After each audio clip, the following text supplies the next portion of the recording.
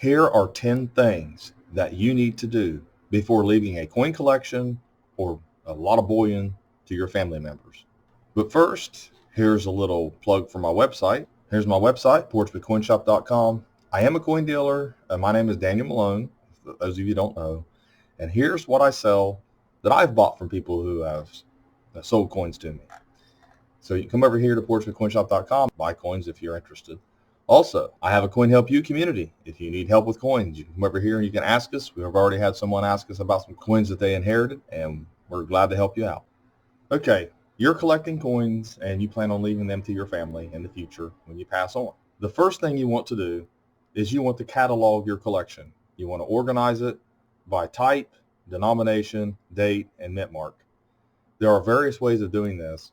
You can use coin collecting software. Mintstate.com has the option that you can put your collection in, and even your precious metals that you collect. At least keep an Excel spreadsheet. That's another option. And you want to make sure that, let's say you've got them in binders, or let's say you've got them in some type of folder, or maybe in little red boxes and 2x2s. However you do it, make sure box number 1 has the Morgan dollars. Box number 2 has the walking half dollars.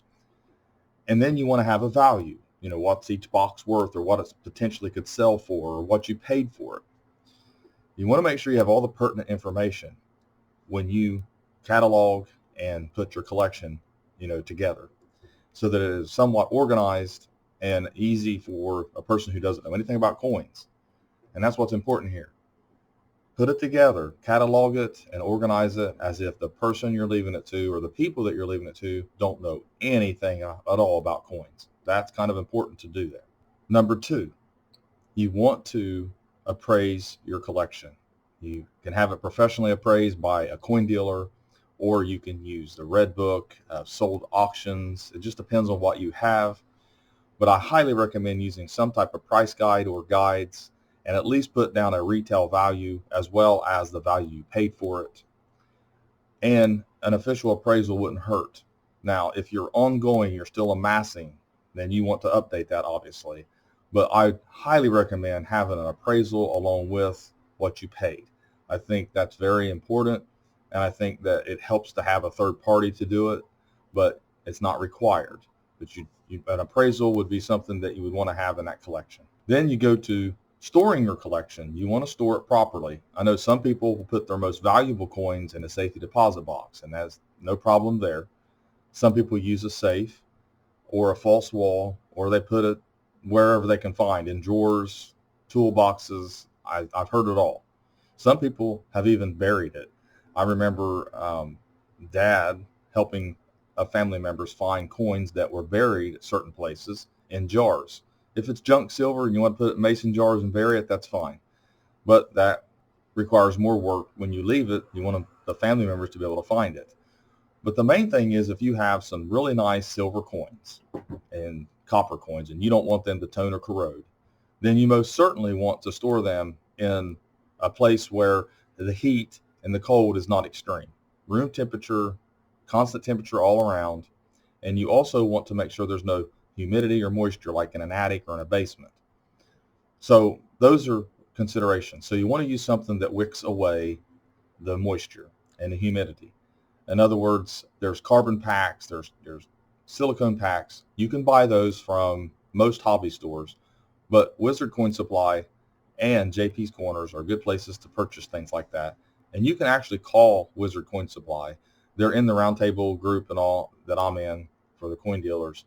And they literally would help you out. Like if you needed something to keep moisture away, they would give you advice on that. So I would recommend doing that.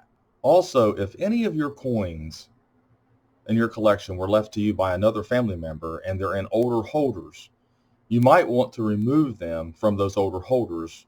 And then sometimes that might be a little bit of a job. That's why I made this another step, because you want to make sure that you don't have coins in older holders that might be vinyl, because they can get PVC residue on them. And if your coins are sticky, if you pull them out and you start noticing that they're sticky, or there's green and things like that on them, especially silver coins, you know that they need restored. So you need to find out how to have them restored. I know that I use easiest, and there's also MS70 and different things that are coin conditioners. What I would do is, though, I would talk to a dealer. I would join a coin club or go to a coin show and take a couple coins and just see what you get to, what they recommend for you to do. Maybe just something simple as acetone. I'm not condoning cleaning the coins because they could already be cleaned and look even worse.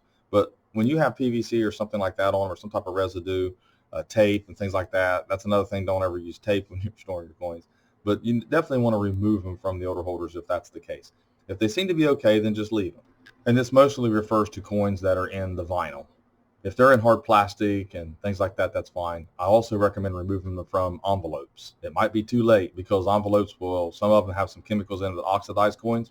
It's not that it ruins them, but it will cause them to have like I don't know, kind of a cloudy or a soft white toning on them that you might not want on the coin.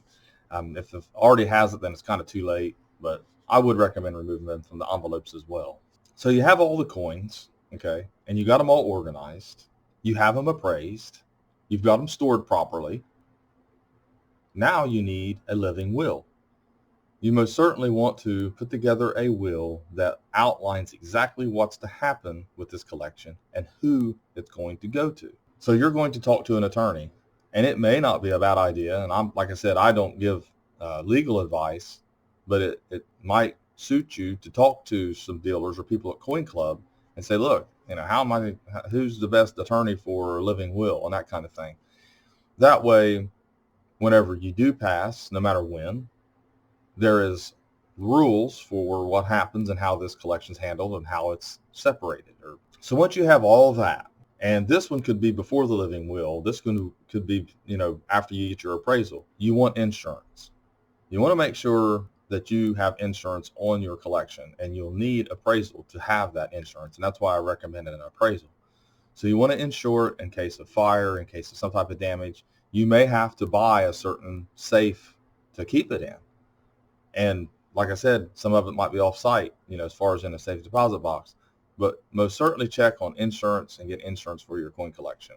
And if you are not using a safe or you're storing it in different places, you want to leave a map, at least like a list of, I've got these coins here at this bank, I've got these coins here in the backyard, or I've got these coins here in a cave somewhere, or underneath the floorboards, or out in the garage in my toolbox, or in a safe in a false wall, whatever it might be. You want to leave that map that only people can have access to once you're gone. You don't want no one to have that map before you go. And I'll tell you why here in a little bit. And you want to keep copies. A copy with an attorney. You want to have copies with the collection. That way, in case something crazy, in any event that some water gets on something or something just happens, you never know what can happen.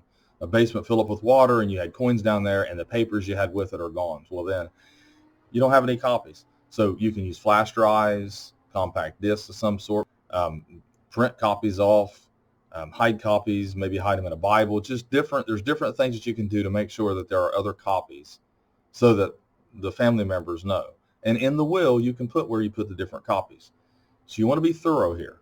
If you're leaving a lot of coins or valuable coins, you most certainly want to make sure the family members do get them, or at least they're handled properly so that they're liquidated the way they should be. And honestly, I wouldn't even tell family members unless your wife would be different, or your husband.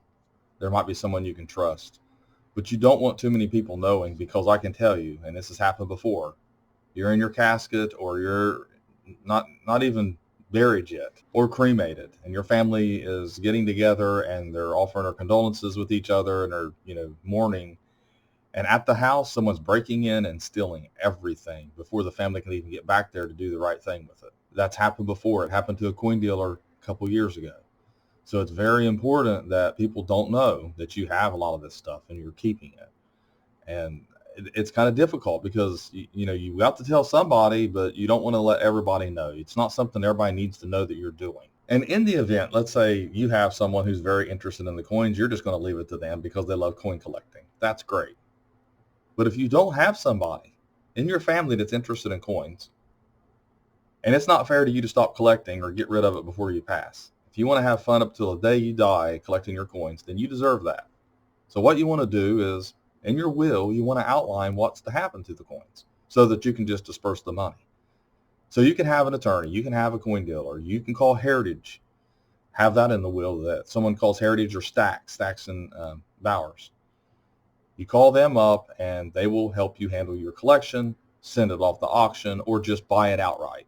Because if you don't have a lot of graded coins and high value coins, then Stacks and Heritage are probably not going to be interested in it.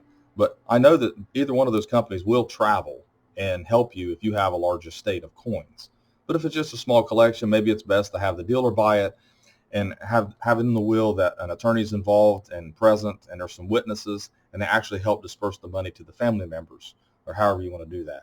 But to me, you can actually spread money amongst family, better than you can. If you've got $99 and 3 family members, you can give each one of them $33. Okay. And I know that's a small amount. I'm just giving an example here. But if you have all these different coins with different values, it's hard to separate that amongst your family members.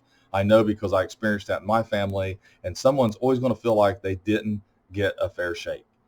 So sometimes it's not better to spread it out. Now, if you have 3 Silver Eagles and are all same date, then that's a different story. But it's not always like that. So my recommendation is be specific in how you want those coins handled if there's no one wanting to collect the coins. Honestly, I think what I would do if I was going to leave a lot of coins to family members and you don't know if anyone's really interested or not, I think I would just make it look like I'm just collecting pennies or nickels, and I put them in little folders and just leave them out on the table or your desk.